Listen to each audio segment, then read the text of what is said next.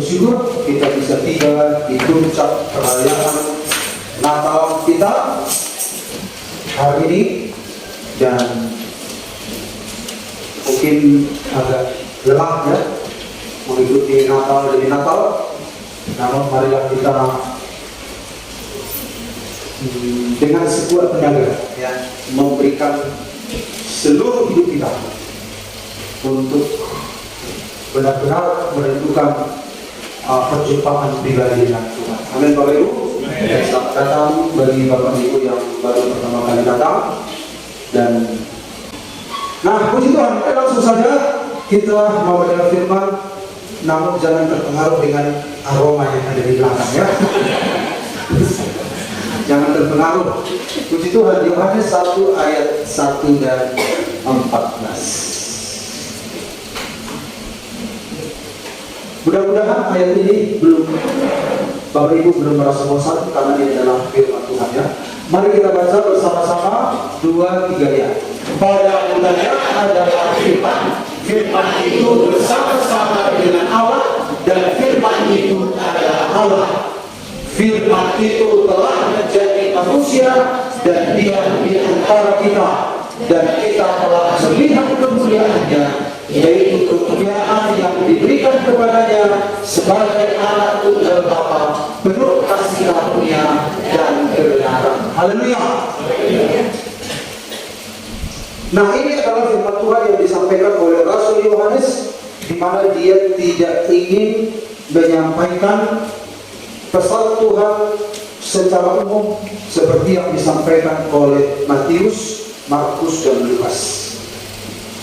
Nah, kita tahu bahwa kalau mungkin yang masih mengingat di SD ya atau di SMP, kita punya 4 Injil, namanya Evangelium.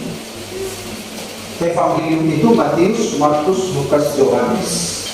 4 rasul ini, 4 surat ini menuliskan tentang Yesus Kristus. Nah, Matius, Markus, Lukas itu disebut Injil sinoptik. Kenapa disebut Injil sinoptik? Sinoptik berasal dari kata sinopsis. Ya, artinya sinopsis atau dari kata optik. Ya, optik itu mata.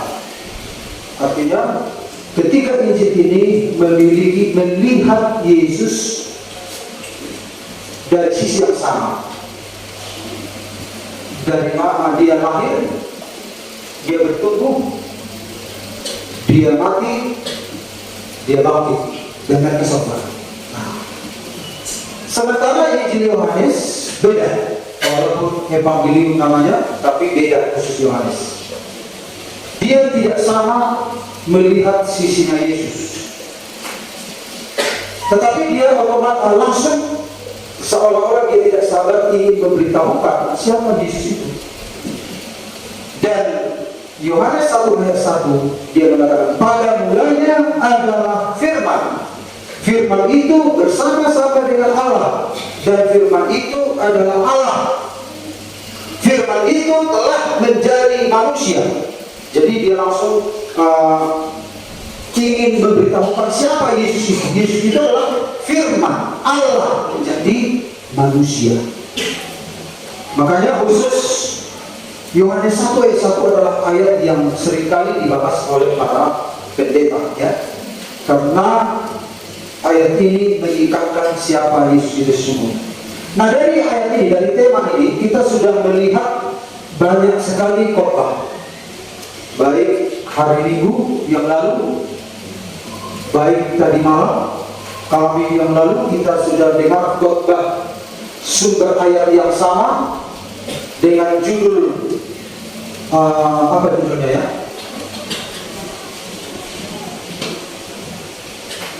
Allah yang kekal masuk ke dalam sejarah. Nah, kalau tadi malam firman menjadi manusia. Sekarang kita lihat temanya adalah, tapi masih begini ya, masih di tema kita konsisten. Jika Allah saja mau turun, mengapa kita menolak datang air ya? Jadi Allah turun. Tapi ketika dia turun, apakah manusia manusia otomatis terima? Nah, kita lihat. Dari ayat ini kita akan menemukan 3 hal tentang firman menjadi manusia. Yang pertama kita lihat, Allah telah mendekat lebih dulu melalui Yesus Kristus. Allah mendekat lebih dulu. Jadi kekristenan itu beda dengan agama lain. Agama dalam bahasa Yunani terdiri dari 2 kata, a dan game. A itu artinya tidak, game kacau. Jadi agama tidak kacau. Jadi agama ada hanya untuk membuat begitu banyak kepercayaan di dia supaya tidak kacau, makanya disebut agama. Tetapi agama adalah usaha orang mencari Allah. Makanya kita tidak ada sekedar agama Kristen. Kekristenan itu adalah Allah mencari manusia. Agama manusia mencari Allah, itu beda. Jadi kekristenan itu Allah mencari manusia. Kenapa? Manusia tidak mungkin, apapun cara yang tidak mungkin bisa berjumpa dengan Allah, karena Allah itu suci.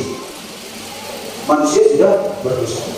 Jadi Allah telah mendekat lebih dulu melalui Yesus. Nah, sebelum itu kita melihat manusia tidak mampu mendekat kepada Allah, tidak mampu. Jadi awalnya manusia itu bersama-sama dengan Allah, Adam berjalan-jalan setiap waktu di Taman Eden.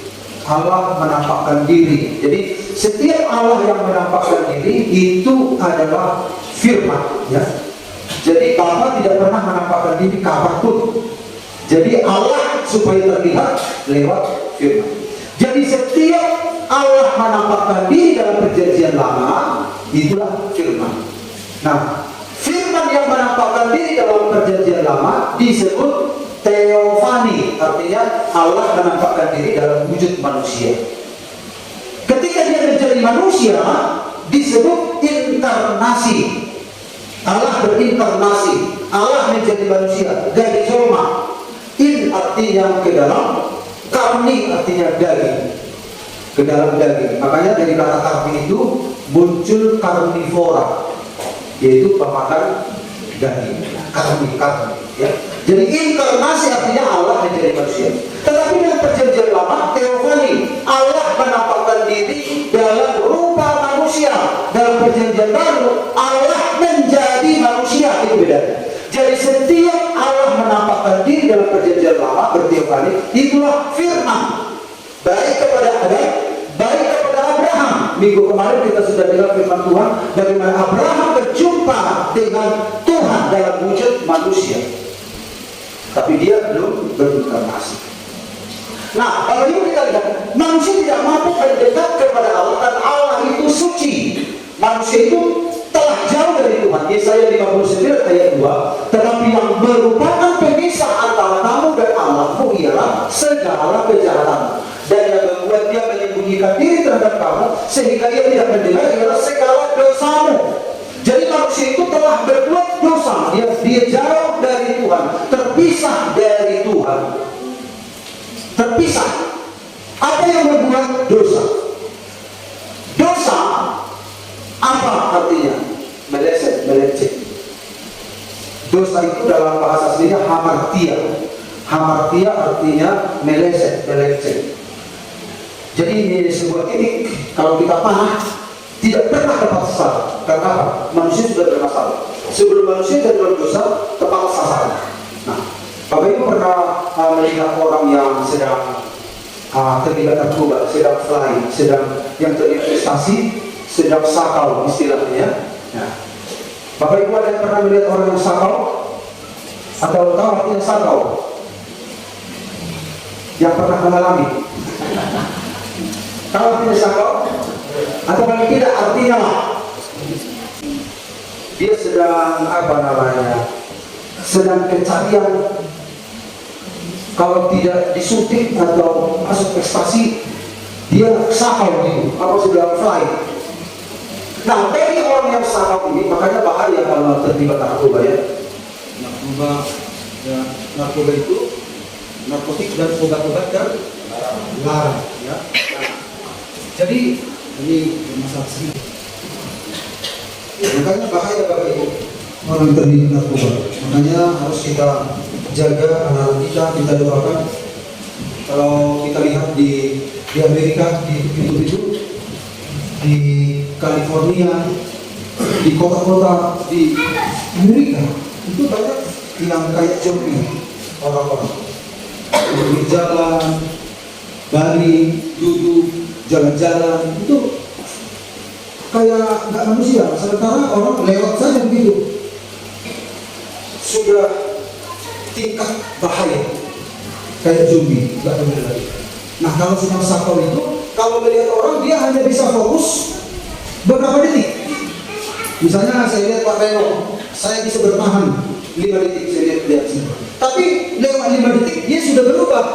Dari sisi pandangan saya, Pak Reno itu bisa kepalanya jadi panjang atau ke sana ke sini, nggak bisa lagi fokus. Badannya ke sana berkembang, taruh di sini, kepalanya juga naik. Begitu kalau sudah sakau. Nah, kalau dia lihat mobil itu hanya 5 detik bisa dia lihat normal. Tapi setelah itu sepertinya mobil itu melompat-lompat. Kemudian seperti tanah itu goyang. Nah, kalau melihat seperti ini, sebentar dia fokus. Tapi kemudian sepertinya Bapak Ibu sudah begini. Gedung ini sudah goyang. Padahal tidak ada apa-apa. Kenapa bisa dia tidak bisa fokus sebentar pun? Karena sudah rusak. Ketika manusia berdosa, rusak, dia tidak bisa fokus. Dia tidak bisa normal lagi. Nah, jadi dosa itu adalah meleset, yaitu ini. Bagaimana manusia bisa mendekat kepada Allah dalam keadaan begini? Nah, dan akibat dosa adalah kematian. Sehingga manusia bagaimana cara untuk berjumpa dengan Allah tidak memungkinkan, ya. Nah, kita lihat lebih lanjut di sini gambarnya. Lalu manusia mencoba menjembatani jurang itu dengan apa? Dengan amal. Jadi kalau orang seringkali kan di luar Kristus beramal, supaya apa? Nanti suatu waktu ditimbang mana lebih berat amal baik atau jahat. Nanti kalau lebih berat amalnya masuk surga. Tidak ada apapun yang bisa menjembatani antara kita dengan Allah dan diri kita bersama. Kemudian manusia juga berusaha menjembatani hubungan dengan Allah dengan agama. Tidak bisa. Tadi kan agama itu hanya ada untuk supaya tidak kacau kepercayaan itu. Makanya di KTP kita kalau nggak ada agamanya kan jadi nggak ada yang bertanggung jawab. Ya. Kamu agama apa? Agama ini, Kristen. Makanya kalau kita hanya sekedar beragama Kristen tapi tidak punya hubungan dengan Tuhan, itu sama dengan agama-agama lain. Memang aman, memang tertib dalam berkeyakinan, tapi hanya sekedar agama itu tidak bisa menghubungkan kita dengan Allah sekalipun dia Kristen. Jadi kekristenan itu tidak sekedar agama, tetapi hubungan dengan Tuhan. Makanya kita bisa merasakan Tuhan. Tuhan itu hidup, dia bisa kita nikmati, kita bisa berkomunikasi, kita bisa bersuara, dia mendengar suara kita. Makanya cara perlakukan Tuhan itu sepertinya dia tidak punya mata, tidak bisa mendengar, tidak bisa melihat. Makanya suka-suka kita hidup. Kita pikir dia nggak melihat apa yang kita lakukan. Kita pikir dia nggak mendengar segala perkataan-perkataan yang tidak benar, yang jelek, yang rusak. Seolah-olah Tuhan itu nggak mendengar. Jadi Allah itu mendengar, Allah itu melihat, Allah itu hidup. Makanya dia memberikan kehidupan kepada kita karena dia hidup. Dia bisa mendengar, makanya dia menanamkan telinga kepada kita karena dia bisa mendengar. Dia bisa berbicara, makanya dia memberikan mulut kepada kita karena dia bisa bicara. Nah, saudara-saudara, agama tidak bisa membangun jembatan kita kepada Allah. Makanya sebagai seorang Kristen, jangan hanya sekedar beragama. Atau walaupun saudara GPDI, apalah artinya kalau saudara tidak punya koneksi dengan Sang Juru Selamat? Jadi saya meminta kepada kita, bukan hanya sekedar seorang jemaat, tapi saudara harus terhubung dengan Sang Juru Selamat. Amin. Amin. Senang kita, tambah teman kita.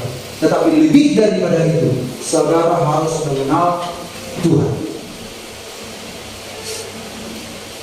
Dia melihat, dia mengasihi saudara dan saya. Manusia juga mencoba membangun hubungan dengan moralnya. Kita berpikir orang jahat itu tidak bisa diterima oleh Allah. Orang baik pun tidak diterima. Kenapa Yesaya berkata, segala kebaikan manusia bagaikan kain kotor. Artinya kebaikan kita tidak bisa membangun jembatan mencapai Allah. Allah itu suci. Kalau kita mengandalkan moral kita, perbuatan baik kita, kita memproduksi yang terbaik dari kita, sementara kita sudah berdosa, pasti berada di bawah standar Tuhan. Tidak mungkin. Makanya Alkitab mengatakan tidak ada yang benar seorang pun tidak. Kita harus memahami status kita di hadapan Allah, sehingga tidak ada yang bisa menyombongkan diri. Kalaupun kita diterima oleh Tuhan, tidak terletak pada kita, tapi dari pihak Tuhan. Nah, mari kita lihat Bapak itu. Manusia berusaha mencari Allah, namun tidak mungkin. Usaha manusia itu, saudara-saudara, untuk mendekati Allah itu hanya meminta hukuman dari Tuhan, saudara. Jadi kalau kita menyembah Allah, kita menyembah Allah kan berarti mendekat dengan Dia. Akhirnya Tuhan berkata begini, kalau kamu ingin mendekat kepadaku, itu namanya kamu minta mati. Karena tidak seorang pun yang bisa mendekati Allah, karena manusia telah berdosa. Tetapi kamu boleh mendekati aku, ada syaratnya. Syaratnya apa?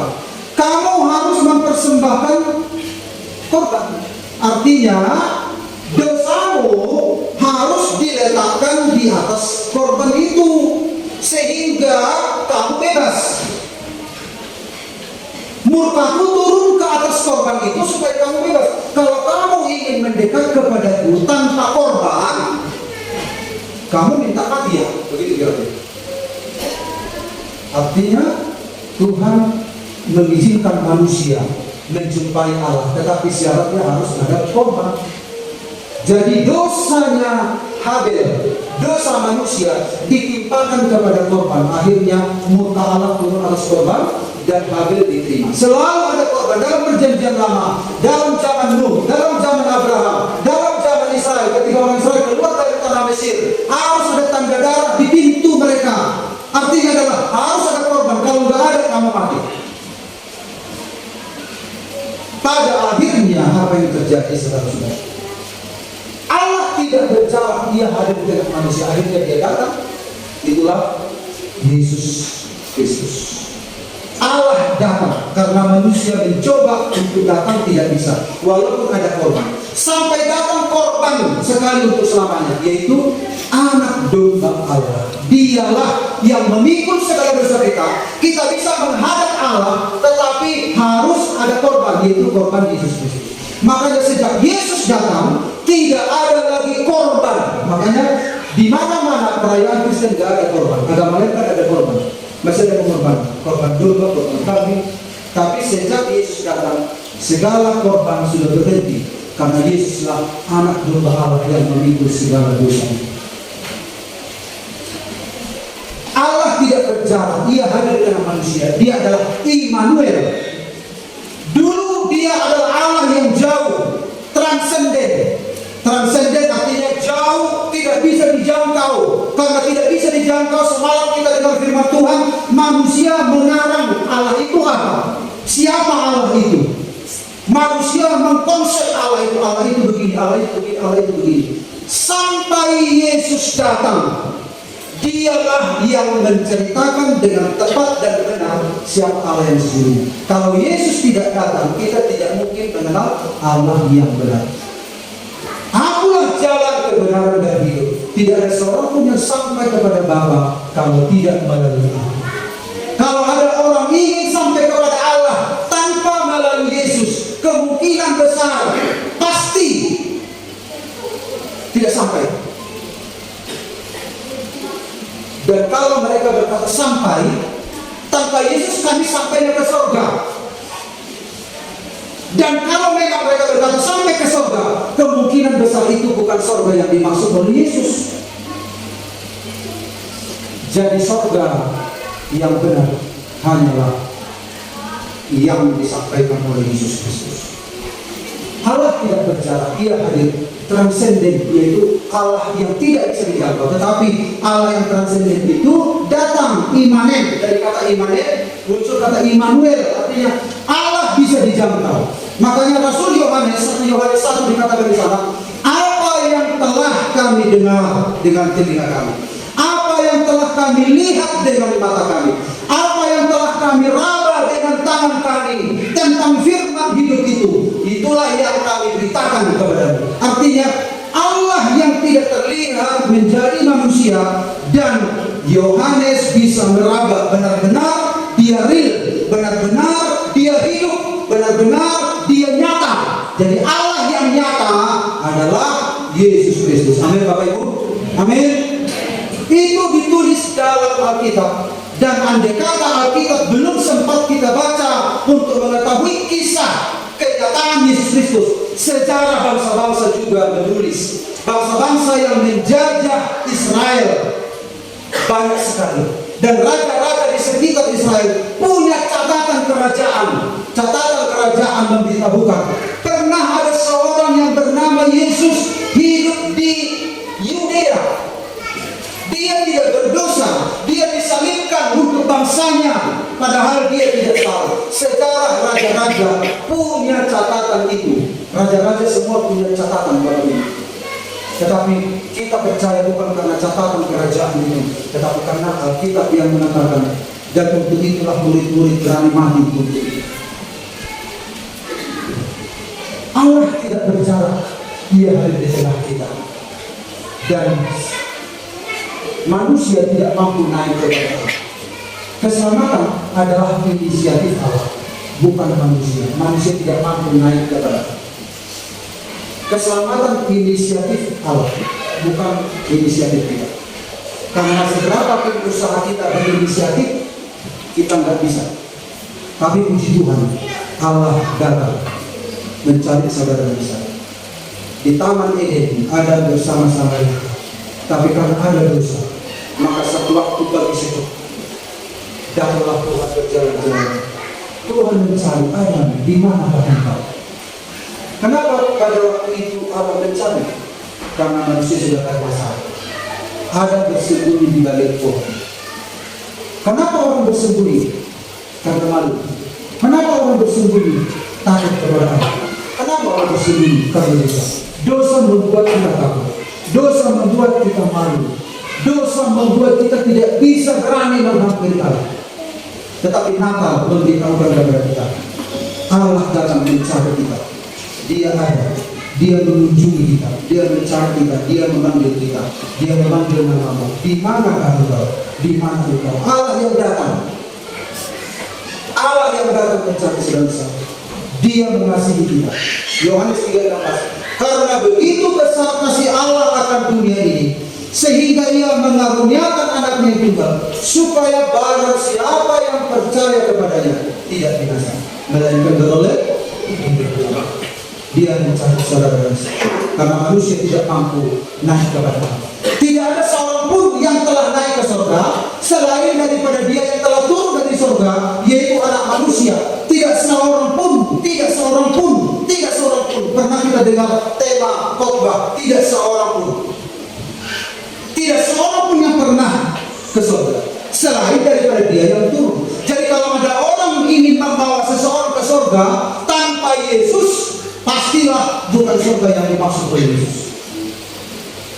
Dan kemungkinan juga sedang berbohong. Tidak ada, itu hanya membuat saja. Itu hanya omong besar saja. Karena hanya Yesus. Kemudian kita lihat Bapak Ibu sini, pada akhirnya saudara-saudara, Yesuslah yang mendamaikan kita. Yesuslah yang menghubungkan kita dengan Bapa surgawi. Dengan apa? Dengan matinya di kayu salib. Keselamatan adalah anugerah, bukan prestasi. Ingat, bukan prestasi moral, bukan prestasi amal, bukan prestasi pengetahuan, bukan prestasi agama. Keselamatan itu adalah anugerah. Kenapa anugerah? Kita baru mendengar firman. Apa artinya anugerah? Yaitu pemberian yang tidak bisa kita usahakan. Karena kita nggak bisa usahakan, maka Dia memberikan dengan cuma-cuma.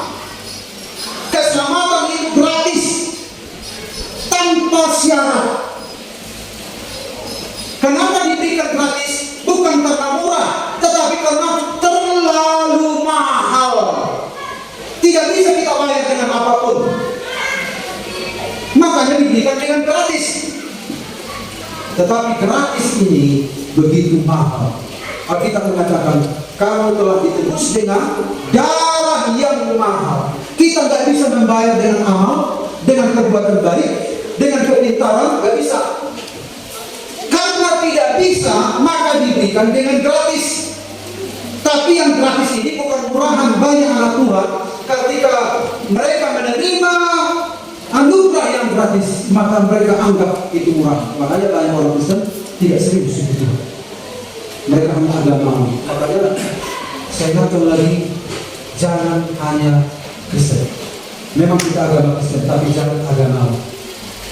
Memang kita diiringi, tetapi harus terhubung dengan Tuhan. Amin. Amin. Terhubung dengan Tuhan. Tapi mungkin berita ini bisa Bapak Ibu dengar di GBD kali ini, hari ini. Tapi yang saya inginkan adalah saudara harus terhubung dengan Sang Juru Selamat. Berapa lama kita merayakan Natal tanpa sebuah perjumpaan dengan Tuhan tidak adalah arti.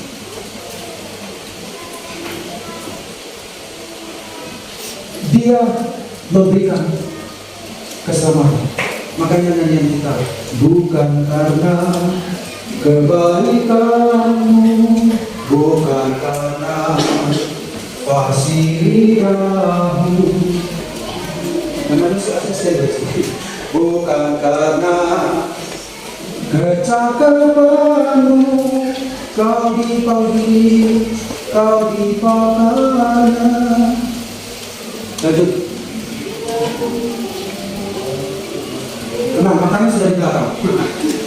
Bila engkau dapat itu karenanya, bila engkau punya semua daripadanya, semua karena anugerahnya diberikannya pada kita. Semua anugerahnya bagi kita, bila engkau dipakainya. Bukan prestasi. Makanya murid-murid Yesus itu mereka nelayan-nelayan. Prestasi apa yang mereka punya? Tapi di tangan Tuhan mereka orang yang gila. Kalau saudara ada dalam tangan Tuhan, entah bodoh, entah pintar, entah kaya, entah miskin, entah cantik, entah jelek, yang penting di tangan Tuhan, Tuhan bisa membuat saudara luar biasa. Amin. Amin. Yang penting terkonek dengan Tuhan, yang penting terhubung dengan Tuhan, yang penting berjumpa dengan Tuhan Sang Juru Selamat kita. Haleluya. Efesus 2:8-9. Sebab karena kasih karunia kamu diselamatkan oleh iman. Itu bukan hasil usahamu, tetapi pemberian Allah. Itu bukan hasil pekerjaanmu. Jangan ada orang yang memegahkan diri di hadapan Tuhan. Tidak ada arti sebuah kesombongan. Justru kesombongan membuat kita jatuh. Ingatlah Bapak Ibu, Lucifer itu dicampakkan dari surga karena kesombongan. Makanya yang kita berkata kunci ini.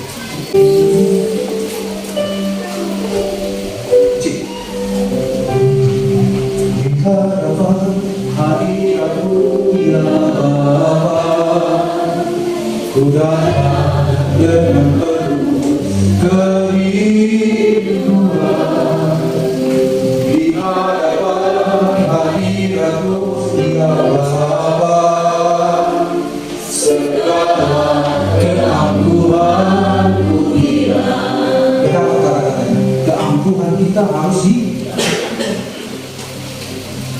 Kalau aku nggak bisa merasakan Tuhan, kalau aku bisa nggak ekspresi ibadah semarak luar biasa, bisa kan? Bisa sambil aku, tapi belum tentu bisa connect dengan Tuhan. Semua ekspresi bisa ditiru, semua gereja bisa saling berpacu untuk meningkatkan tata ibadahnya, model ibadahnya, semarak ibadahnya, ujian penyembahannya, semua berpacu sekarang. Dulu main gitar, masa di gereja main gitar? Sekarang mereka sudah main gitar. Dulu jangan bilang haleluya, itu adalah orang kote-kote yang bilang haleluya. Sekarang sudah bilang haleluya, mereka malah lebih gigih bilang haleluya. Jangan tepuk tangan, kote-kote yang tepuk tangan. Sekarang mereka jangan tepuk tangan. Semua sudah merata ibadah ini, karena semua sudah saudara-saudara mengantisipasi jangan sampai kehilangan jiwa. Di kota, di desa sudah sama. Dulu dibilang apa begitu, bos sama bahasa Indonesia di gereja. Sekarang mereka sudah berbahasa Indonesia. Jadi semua sudah mengerti. Tapi persoalannya adalah, adakah hubungan dengan Tuhan diperbarui? Adakah kita mengalami perjumpaan dengan Tuhan? Kalau masalah tata ibadah bisa saja kita saling berlomba-lomba, semarak ibadah, semaraknya singers, semaraknya praise and worship, semaraknya musik dan lain sebagainya. Tapi yang menjadi pertanyaan, berjumpakah kita dengan Tuhan? Karena itu Bapak Ibu, jangan ada orang yang mendekatkan diri, keangkuhan yang membuat kita tidak bisa berjumpa. Tapi kalau kita mendekatkan diri karena keselamatan dan anugerah Tuhan, kita tahu diri di hadapan Tuhan, kita menyadari siapa kita, kuasa Tuhan akan bercurah pada kita. Amin. Tuhan akan menjumpai di mana kita berada, di mana hati yang merendahkan diri. Air itu akan turun di hati yang merendah. Kemudian kita lihat Bapak Ibu bagian yang terakhir.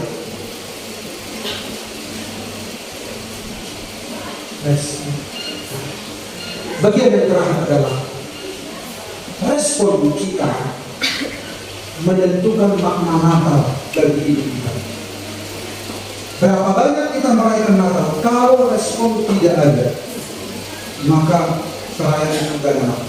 Bapak Ibu di Amerika, di Eropa, membuat Natal itu menjadi sebuah hari keluarga. Makanya kalau mereka sedang merantau, yang mereka rindukan adalah pulang, karena kumpul dengan keluarga. Mereka merayakan apa itu? Kambing domba yang berjalan di salju, ya, apa itu Sinterklas.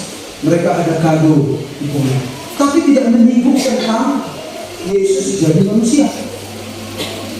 Bapak Ibu perhatikan, baik di YouTube, baik di DVD, di berbagai, khususnya di Eropa dan di Amerika. Kalau prajurit sedang berperang, dia langsung teringat kepada keluarga. Oh, ini hari Natal. Lalu di kompleksnya itu dibuat di sini pohon Natal, pohonan, dibuat kado-kado, dibuat keluarga, karena mereka merasa bahwa Natal itu adalah hari keluarga, bukan hari kelahiran Yesus Kristus. Mereka tidak menyinggung tentang Yesus firman jadi manusia. Mereka tidak menyinggung tentang keselamatan, tapi merayakan Natal mereka habis-habisan, tapi tidak menyinggung tentang Allah menjadi manusia. Jadi artinya jangan sampai di daerah kita demikian. Perjumpaan dengan Allah yang kita utamakan, saudara disentuh oleh Tuhan, saudara dijamah oleh Tuhan, saudara diubah oleh Tuhan. Kristus hadir tetapi tidak diterima. Kalau kita lihat Lukas di sini, Lukas 2 ayat 7. Dan ia melahirkan seorang anak laki-laki, anaknya yang sulung, lalu dibungkusnya dengan lapis dan diberikannya di dalam halaman. Karena tidak ada tempat bagi mereka di rumah penginapan. Kenapa lahir di kandang domba? Tidak ada tempat. Begitu banyak orang merayakan Natal, tapi Yesus selalu mengetok. Aku berdiri di depan pintu dan mengetok. barang siapa membuka pintu, aku akan masuk, aku akan makan bersama-sama dengan dia dan dia bersama-sama dengan aku. Selalu Roh Kudus datang mengetuk pintu. Lalu anak ini berkata, ya aku masih muda, nantilah kalau sudah berkeluarga aku baru terima Yesus dalam hati. Tapi Roh Kudus terus datang setiap waktu karena Tuhan mengasihi manusia. Setelah orang ini menikah, kau bilang setelah menikah kau akan menyerahkan diri padaku. Lalu orang ini bilang, oh iya, aku sudah punya anak yang berapa kali. Lain kalilah aku ke gereja, lain kalilah aku menyerahkan diriku. Nanti kalau sudah tua, baru aku sungguh-sungguh. Roh Kudus terus datang karena waktu adalah kesempatan, karena hidup adalah kesempatan. Seperti lagu kita, hidup ini adalah kesempatan. Tapi diketuk terus di hari tua. Lalu dia berkata kepada Tuhan, sepertinya tidak ada lagi waktu. Udahlah ya, tidak mungkin kau tidak mungkin menerima aku. Padahal Tuhan terima. Tapi karena sudah habis waktu dan terbiasa dia menolak. Akhirnya bukannya Tuhan tidak mau terima, dia sendiri tidak ada kekuatan untuk menerima. Akhirnya hilang. Padahal dia Kristen. Tidak ada tempat dan siap hatami Tuhan itu. Penuh rumah-rumah itu dengan tamu-tamu yang dari mana-mana dengan berbagai karakter. Makanya Yesus, dia membersihkan rumah Allah. Dia membuang semua.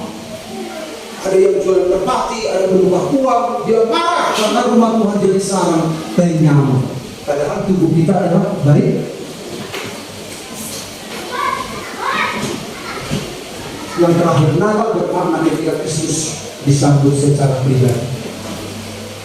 Saudara sambut dia dengan pribadi. Apalagi rupanya yang mau Tuhan tunjukkan kepada kita. Apalagi yang tidak dia berikan kepada kita. Tetapi sebelum waktu terlambat, sebelum waktu habis, mari kita sambut dia dalam hati kita. Banyak kisah-kisah di zaman sekarang dari berbagai agama. Ketika mereka mencari sesuatu yang itu ada enggak? Mereka yang mencari, Tuhan nyatakan diri, Tuhan tunjukkan diri. Banyak orang yang sudah diselamatkan hari-hari ini karena apa? Mereka haus mencari Tuhan. Mereka merasakan kasih Tuhan yang luar biasa. Di hari Natal ini, di puncak Natal ini, mari kita rasakan kasih Tuhan. Kita buka hati kita, ya. Kita menerima. Kerja kita menerima dari Tuhan. Menerima karena nggak ada yang bisa kita lakukan untuk menjangkau, nggak bisa menerima. Karena itu biarlah kasih Tuhan mengalir dalam hidup kita hari. Amin. Ini mau jam 12 kurang 5. Ini momen penting bagi apa kita. Tuhan itu hidup, dia ada di sini. Dia mengasihi, dia menunggu, dia mencari, dia peduli. Kalau engkau berjumpa dengan dia, hidupmu luar biasa, hidupmu luar biasa. Mari kita dari kasih Tuhan surga menuju kita. Amin.